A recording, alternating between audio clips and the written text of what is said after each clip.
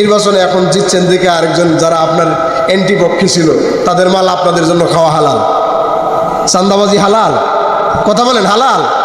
একজনের মাল আরেকজনের মাল খাওয়া হালাল না হারাম? কথা কয় না, হালাল না হারাম? তো মুসলমান হলে একজনের মাল আরেকজনের মাল খাওয়া কি হালাল না হারাম? হালাল তখন হবে যখন আপনি তার কাছ থেকে অনুমতি নিয়ে খাবেন। এই জন্য বিষয়গুলো আপনাকে খেয়াল রাখতে হবে। এই জাতীয় সার্বিক সাইডগুলো লক্ষ্য করে আপনাকে খেয়াল করে করে চলতে হবে। যে বিষয়গুলো বলছি, আমার উদ্দেশ্য হলো জিন্দিগির সমস্ত গুনাহ মাফ করায় নেওয়া। বলেন, জিন্দিগির সমস্ত কি মাফ করায় নেওয়া? গুনাহ মাফ করায় নেওয়া। আমরা যারা বালেগ হওয়ার পরে, অর্থাৎ 15 বছর পরে, 15 বছর বয়স হওয়ার পর থেকে নিয়ে 10 বছর বাঁচি, তাহলে হায়াতে 10টা রমজান মাস পাইলাম। 20 বছর বাঁচি, 20টা রমজান মাস পাইলাম। 30 বছর বাঁচি, 30টা রমজান মাস পাইলাম। একইভাবে যদি আমরা 50 বছর বাঁচি, 15 বছর পর থেকে এই 50টা রোজার মাস আমরা পাইলাম। 50টা রোজার মাস পাওয়া মানে কি জানেন? হাদিস শরীফে রাসূলুল্লাহ সাল্লাল্লাহু আলাইহি ওয়াসাল্লামের অবস্থান বর্ণিত হয়েছে। অবস্থা কি? আল্লাহর নবী প্রথম সিঁড়িতে উঠলেন, বললেন আমিন। দ্বিতীয় সিঁড়িতে উঠলেন, বললেন আমিন। তৃতীয় সিঁড়িতে উঠলেন, বললেন আমিন। তো জিবরিল আমিন দোয়া করতেছেন, যে ব্যক্তি রমজান মাস পাইয়া গুনাহ মাফ করাইতে পারলো না। বলেন, কি মাস পাইয়া? জোরে বলেন। রমজান মাস পাইয়া কি মাফ করাইতে পারলো না? গুনাহ মাফ করাইতে পারলো না। জিবরিল আমিন বলতেছেন, যে ব্যক্তি রমজান মাস পাইয়া গুনাহ মাফ করাইতে পারলো না, সে ব্যক্তি ধ্বংস হোক। জিবরিল আমিন দোয়া করতেছেন, আর রাসূল সাল্লাল্লাহু আলাইহি ওয়াসাল্লাম সিঁড়িতে উঠতেছেন আর আমিন বলতেছেন। সিঁড়িতে উঠতেছেন আর আমিন বলতেছেন আমিন। জিবরিল, তুমি যে দোয়া করলা, রমজান মাস পাইয়া কোন ব্যক্তি গুনাহ মাফ করাইতে পারলো না, সে ব্যক্তি ধ্বংস হোক। আমি নবীজি আমিন বললাম। আপনাদের জিজ্ঞেস করি, এই দোয়া কবুল হওয়ার মধ্যে আর কোনো ঝামেলা আছে? কোনো বাধা আছে? কোনো ধরনের কোনো সিস্টেম আছে যে দোয়া কবুল হওয়ার সম্ভাবনা নাই? এরকম কোনো সিস্টেম আছে? নাই। যেহেতু সিস্টেম নাই, ফেরেশতা দোয়া করছেন, নবীজি আমিন বলছেন, এই দোয়া ডাইরেক্ট কবুল হয়ে গেছে। ডাইরেক্ট কি হয়ে গেছে? রমজানের আসল উদ্দেশ্য হচ্ছে জিন্দেগির গুনাহ মাফ করায় নেওয়া। বলেন, জিন্দেগির কি মাফ করায় নেওয়া? গুনাহ মাফ করায় নেওয়া। যদি গুনাহ মাফ না হয় তাহলে ধ্বংস অনিবার্য। সবাই বলেন, কি অনিবার্য? ধ্বংস। কারণ নবীজির দোয়া কোনো সময় ব্যর্থ হয় না। নবীজির দোয়া কখনো কবুল হওয়াতে মিস হয় না। এটা 100 কবুল হয়ে গেছে। তাহলে আশঙ্কার জায়গা কি? আশঙ্কার জায়গা হলো যে আমরা গুনাহ মাফ করাইতে পারলাম কি পারলাম না, এটা আমরা জানি না। জানি? কথা কোন জানি? ভবিষ্যতের সংবাদ জানা আছে? এটাই আসল কাহিনী এবং আশঙ্কার জায়গা। আপনি চিন্তা করেন তো, রমজান মাসে রোজাগুলো রাখছেন, সব কিছু করছেন, মনে মনে খুব উৎফুল্ল, আল্লাহ মাফ করে দিয়েছেন, আপনি ধারণা করতেছেন, অথচ ফলাফল গিয়ে দেখলেন যে কোনো একটা এমন দোষ আপনার আমার দ্বারা হয়েছে যার কারণে আল্লাহ তাআলা এই রোজাই কবুল করেন নাই। তাহলে হলো কি? পরিণামে আপনার আমার সিয়াম পালনের কারণে রমজানে যে গুনাহ মাফ করে দেওয়ার কথা বলা হয়েছে, এটা কবুল হলো না, মাফ হলো না, ধ্বংস অনিবার্য হয়ে গেল, জাহান্নাম অনিবার্য হয়ে গেল।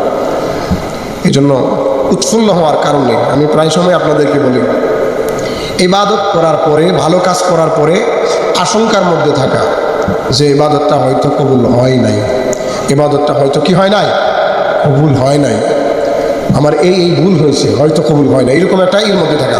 তাহলে দেখা যাবে কি, মনের ভিতরে একটা ভয় থাকলো। আর যে কাজে ভয় থাকে, মনের ভিতরে আশাও থাকে, আশা করি আল্লাহ কবুল করবে। ভয় করতেছি এই ভুলগুলো হয়েছে, নাও হতে পারে। এই যে আশা, আকাঙ্ক্ষা আর ভয়, এই দুয়ের মাঝেই হচ্ছে আমাদের অবস্থান। আল্লাহর কাছে আমরা আশান্বিত, আবার নিজের ত্রুটির কারণে আমরা ভীত সন্ত্রস্ত। এই দুইটা জিনিসকে সামনে রেখে আমরা প্রত্যেকটা ইবাদত করব, তাহলেই সফলতার সম্ভাবনা আছে। নতুবা যদি আত্মতৃপ্তিতে ভুগি, তাহলে এখানে ধরা খাওয়ার সম্ভাবনা খুব বেশি। এই জন্য রমজানের একমাত্র উদ্দেশ্যের মধ্যে একটা উদ্দেশ্য হচ্ছে রমজানের সিয়াম সাধনার মাধ্যমে আল্লাহর কাছ থেকে নিজের গুনাহের, অপরাধের, নিজের অন্যায়ের অবস্থানকে মুছায়া নেওয়া। মাফ করাইয়া নেওয়া। পারবো তো ইনশাআল্লাহ? তাহলে 1 নম্বর উদ্দেশ্য হচ্ছে আল্লাহর কাছ থেকে গুনাহ মাফ করাইয়া নেওয়া। সবাই বলেন, আল্লাহর কাছ থেকে কি মাফ করাইয়া নেওয়া? গুনাহ মাফ করাইয়া নেওয়া। তাহলে আমরা এমনভাবে চলবো যাতে করে আল্লাহ মাফ করে দেন, এমন একটা মন মানসিকতা তৈরি হয়। এই ধরনের একটা মানসিকতা নিয়ে আমরা সামনে যাব। পারবো না ইনশাআল্লাহ? আল্লাহ আমাদের তৌফিক দান করুন।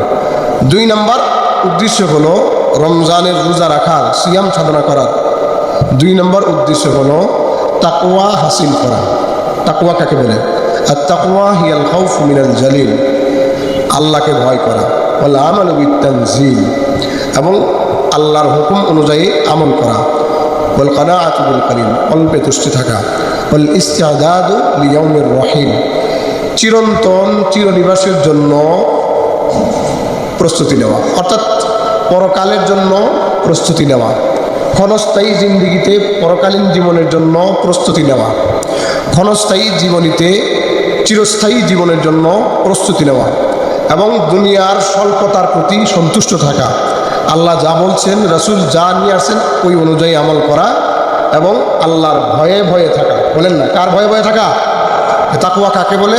ক্ষণস্থায়ী জীবন থেকে চিরস্থায়ী জীবনের জন্য প্রস্তুতি নেওয়া, দুনিয়ার স্বল্পতা, স্বল্প পরিবেশে স্বল্পতা নিয়ে অল্প তুষ্ট থাকা, এবং আল্লাহর হুকুম রাসূলের আদর্শ অনুযায়ী আমল করা, এবং ভয়ে ভয়ে থাকা। কার ভয়ে? আল্লাহর ভয়ে থাকা। দেখেন আল্লাহ তাআলার নির্দেশ, রব্বুল আলামিন বলেছেন ইত্তাকুল্লাহা হাক্কা তুকাতিহ, তোমরা আল্লাহকে ভয় করো, যথাযথভাবে যথাযথভাবে ভয় করো। এই আয়াত নাযিল হওয়ার পর সাহাবায়ে কেরাম পেরেশান হয়ে গেছেন। যথাযথভাবে প্রত্যেক জায়গায় যেভাবে দরকার ওইভাবে ভয় করা, এটা আমাদের শক্তির বাইরে, আমরা পারবো না, মন আমাদের কন্ট্রোলে না। যেই জিনিস আপনি ধরে রাখতে পারবেন না সেটা হচ্ছে আপনার মন, এটা আপনার কাছে নাই। আপনি কথা বলতেছেন, চলতেছেন, দেখবেন হুট করে এখান থেকে কিছু অন্য জায়গায় চলে গেছে। এই জন্য আল্লাহ বলেছেন ফাত্তাকুল্লাহা মাসতাতাতুম, যথাসাধ্য আল্লাহকে ভয় করো। যথাসাধ্য আল্লাহকে ভয় করার কথা বলা হয়েছে। এটার গুরুত্ব অনেক বেশি। এই তাকওয়ার বিষয়টি অত্যন্ত গুরুত্বপূর্ণ। আল্লাহ এটাকে আপনার খালেস করে দিয়েছেন কালিমার সাথে, আলজামাহুম কালিমাতাত তাকওয়া। কালিমায়ে তাকওয়া কি? লা ইলাহা ইল্লাল্লাহ। এই জিনিসটা আমাদের আছে না নাই? এটা হচ্ছে আমাদের সৌভাগ্যের বিষয়। প্রতি 2 সেকেন্ডে একজন করে মানুষ করতেছে, এর মধ্যে আল্লাহ তাআলা আমাদেরকে মুসলমান হিসেবে রাখছেন। এই কোটি কোটি মানুষের ভিতরে আল্লাহ তাআলা আমাদেরকে মুসলমান বানায় রাখছেন, আলহামদুলিল্লাহ। তো এটার গুরুত্ব অনেক বেশি। আল্লাহ রাব্বুল আলামিন তিনি আমাদেরকে এটার উপর ভিত্তি করে আল্লাহ ভীতি অর্জন করার নির্দেশ প্রদান করেছেন। ইউনাজ্জিলুল মালায়েকাতা বির-রূহি মিন আমরি আলা মান ইয়াশাউ মিন ইবাদিহি আন আনযিরু আন্নাহু লা ইলাহা ইল্লা আনা ফাত্তাকুন। ভয় দেখান তাদেরকে, কি বিষয়ে? যে তারা যেন আমাকে ভয় করে, লা ইলাহা ইল্লাল্লাহ এর মাধ্যমে। আমরা আল্লাহকে ভয় করব লা ইলাহা ইল্লাল্লাহ এর মাধ্যমে। এই তাকওয়া এটা আল্লাহ তাআলার নির্দেশের আওতাভুক্ত। আল্লাহকে ভয় করা এটা আল্লাহর নির্দেশের অন্তর্ভুক্ত। রব্বুল আলামিন বলেছেন ইয়া আইয়ুহাল্লাযীনা আমানুত্তাকুল্লাহ, হে ঈমানদারেরা তোমরা আল্লাহকে যথাযথ ভয় করো।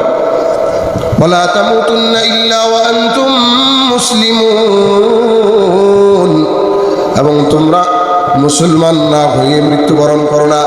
যার তাকওয়া নাই তার ইসলাম নাই, যার তাকওয়া নাই সে মুসলমান হতেও পারবে না। ভালো করে, তাকওয়া না থাকলে মুসলমান হওয়াটা খুব কঠিন। এটা হচ্ছে আল্লাহ তাআলার ওসিয়ত। বলেন কার ওসিয়ত? তাকওয়াটা অর্জন করা এটা আল্লাহর ওসিয়ত। ওয়া ইয়াকুম আনিত্তাকুল্লাহ, আল্লাহ বলেন আমি ওসিয়ত করতেছি তোমরা আল্লাহকে ভয় করো। আল্লাহর ভয় করাটা এটা কার ওসিয়ত? বাপমার ওসিয়ত, ওলি বুজুর্গের ওসিয়ত, কার ওসিয়ত? এই তাকওয়া অর্জন করা এটা নবীদের ওসিয়ত, নবীদের আদেশ। إذ قال لهم أخوهم نوح ألا تتقون إذ قال لهم أخوهم هود ألا تتقون إذ قال لهم أخوهم صالح ألا تتقون إذ قال لهم أخوهم لوط ألا تتقون إذ قال لهم شعيب ألا تتقون وإبراهيم إذ قال لقومه اعبدوا الله ওয়াত্তাকুহ। পৃথিবীতে যত নবীগণ আগমন করেছেন সবাই বলেছেন আল্লাহরে ভয় করো। কারে ভয় করো? আল্লাহরে ভয় করো। রব্বুল আলামিনকে ভয় করা এটা আল্লাহর ওসিয়ত, নবীদের ওসিয়ত, আল্লাহর চাওয়া। বলেন কার চাওয়া? আল্লাহর চাওয়া। আল্লাহ চান এটা। জীবনে যতগুলো ফরজ রমজান আপনার উপর অতিবাহিত হয়েছে বালেগ হওয়ার পরে, সমস্ত রমজানে আল্লাহ তাআলা একটা মেসেজ আপনারে পৌঁছাইছে, এই তুমি তাকওয়া কামাই করো। এই জন্য আল্লাহ তাআলা রমজানের সিয়ামকে ফরজ করেছেন তাকওয়া হাসিল করার জন্য।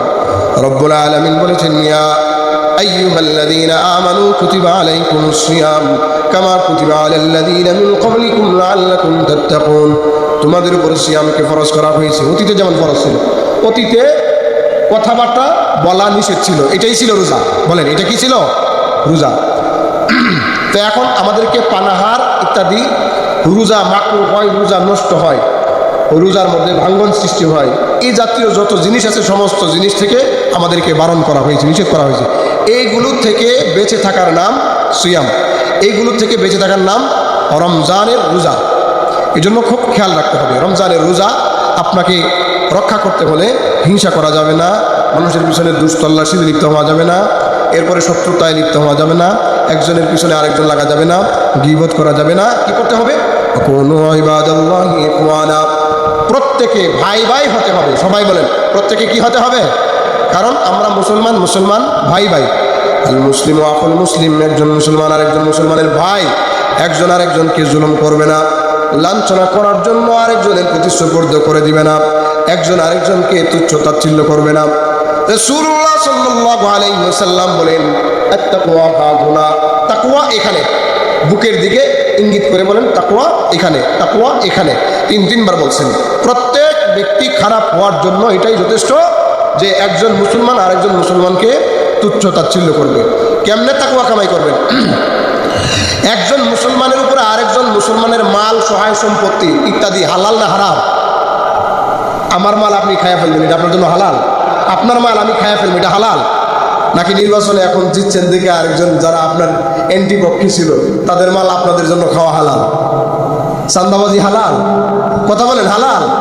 একজনের মাল আরেকজনের মাল খাওয়া হালাল না হারাম? কথা কয় না, হালাল না হারাম? তো মুসলমান হলে একজনের মাল আরেকজনের মাল খাওয়া কি হালাল না হারাম? হালাল তখন হবে যখন আপনি তার কাছ থেকে অনুমতি নিয়ে খাবেন। এই জন্য বিষয়গুলো আপনাকে খেয়াল রাখতে হবে। এই জাতীয় সার্বিক সাইডগুলো লক্ষ্য করে আপনাকে খেয়াল করে করে চলতে হবে। যে বিষয়গুলো বলছি বিষয়গুলো। তাকওয়া এটা এমন এক জিনিস, এটার মাধ্যমে আপনি আল্লাহকে পাবেন। বলেন কাকে পাওয়া যায়? রব্বুল আলামিন বলেন, বালা মান আওফা বিআহদিহি ওয়াত্তাকা ফাইন্নাল্লাহা ইউহিব্বুল মুত্তাকিন। যে ব্যক্তি আল্লাহর অঙ্গীকার বাস্তবায়ন করবে আল্লাহ তাআলা মুত্তাকিনদের ভালোবাসেন। তোমরা তোমাদের অঙ্গীকারকে বাস্তবায়ন করো। অঙ্গীকার বাস্তবায়ন করার নির্দেশ প্রদান করছেন কে? আল্লাহ। তাকওয়া এটা দুনিয়াতে আল্লাহর পক্ষ থেকে মুমিন বান্দার জন্য রহমত। সবাই বলেন তাকওয়া মুমিন বান্দার জন্য কি? এটা রহমত। রব্বুল আলামিন বলেছেন, ওয়াকতুব লানা ফি হাযিহিদ দুনিয়া হাসানাহ ওয়া ফিল আখিরাতি ইন্না হুদনা ইলাইক ক্বালা আযাবি উসিবু বিহি মান আশা ওয়া রাহমাতি ওয়াসিআত কুল্লা শাইইন ফাসাআকতুবুহা লিল্লাযীনা ইয়াত্তাকুন। যারা তাকওয়া অবলম্বন করে, যারা মুত্তাকি হয়, এদের জন্য দুনিয়ার জিন্দেগিটা আমি রহমত বানায় দেই। বলেন কি বানায় দেই? মানে দুনিয়াতে শান্তিতে চলতে গেলে আপনার তাকওয়া জরুরি। তাকওয়া হলো আল্লাহ তাআলার সাহায্য পাওয়ার একটা স্পেশাল মাধ্যম। রব্বুল আলামিন বলেন, যারা মুত্তাকি তাদের সঙ্গে আমি আছি। মুত্তাকিনদের সঙ্গে আছেন কে? তিনি বলেন, ইন্নাল্লাহা মা'আল্লাযীনা ইত্তাকাউ ওয়াল্লাযীনা হুম মুহসিনুন। নিশ্চয়ই মুত্তাকি যারা, সৎ কর্মশীল যারা, তাদের সঙ্গে আল্লাহ আছেন। রব্বুল আলামিন মুত্তাকিনদের জিন্দেগীর সমস্ত গুনাহ খাতাগুলো মাফ করে দেন। যারা মুত্তাকি তাদের ব্যাপারে তিনি বলেন, ইয়া আইয়ুহাল্লাযীনা আমানু ইন তাত্তাকুল্লাহা ইয়াজআল লাকুম ফুরকানান ওয়া ইউকাফির আনকুম সাইয়্যাতিকুম ওয়া ইয়াগফির লাকুম। হে ঈমানদারেরা, তোমরা তাকওয়া হাসিল করো। করলে কি হবে? তোমাদের জিন্দেগির জীবনের সমস্ত গুনাহ খাতাগুলো মাফ করে দেওয়া হবে। মাফ করার মালিক কে? আল্লাহ। তাকওয়া এটা মহান প্রতিদান পাওয়ার একটা স্পেশাল মাধ্যম। তাকওয়া এটা এমন এক জিনিস যার মাধ্যমে আল্লাহর ওলি হওয়া যায়। বলেন না, কার ওলি হওয়া যায়? আল্লাহর ওলি হওয়া যায়। রব্বুল আলামিন কোরআনুল কারীমে বলেছেন, আলা ইন্না আউলিয়া আল্লাহি লা খাউফুন আলাইহিম ওয়া লা হুম ইয়াহজানুন আল্লাযীনা আমানু ওয়া কানু ইয়াত্তাকুন। যারা মুমিন হয়েছে, যারা তাকওয়া অবলম্বন করেছে, তারা আল্লাহর ওলি। তাদের দুনিয়াতেও ভয় নাই, আখিরাতেও কোনো পেরেশান নাই। এই জন্য আল্লাহ তাআলা মুত্তাকিনদেরকে স্পষ্ট অভয় দিয়েছেন যে তোমাদের কোনো ভয় নেই, আমি আল্লাহ নিজে তোমাদের অভিভাবক। যারা মুত্তাকি হয় তাদের অভিভাবক কে? ইন আউলিয়াউহু ইল্লাল মুত্তাকুন, ইন আউলিয়াউহু ইল্লাল মুত্তাকুন। আল্লাহর মুত্তাকি বান্দা যারা, আল্লাহ তাআলার মুত্তাকি বান্দা যারা, তাদের অভিভাবক একমাত্র কে? তাইলে আমরা রমজানের উদ্দেশ্য কি পাইলাম? একমাত্র উদ্দেশ্য হলো আল্লাহর কাছ থেকে গুনাহ মাফ করায়া নেওয়া। 2 নম্বর উদ্দেশ্য হলো তাকওয়া হাসিল করা। বলেন না, কি হাসিল করা? তাকওয়া হাসিল করা। বিষয়গুলো খুব ভালোভাবে খেয়াল রাখার চেষ্টা করব। তো আল্লাহ তাআলা আমাদের সকলকে রমজানুল মুবারকে আল্লাহর কাছ থেকে আমাদের জিন্দেগির গুনাহগুলো মাফ করায় নেওয়ার তৌফিক দান করুন।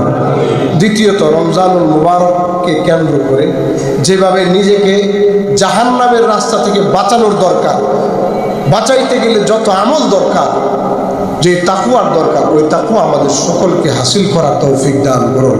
ওয়া আখিরু দাওয়ানা।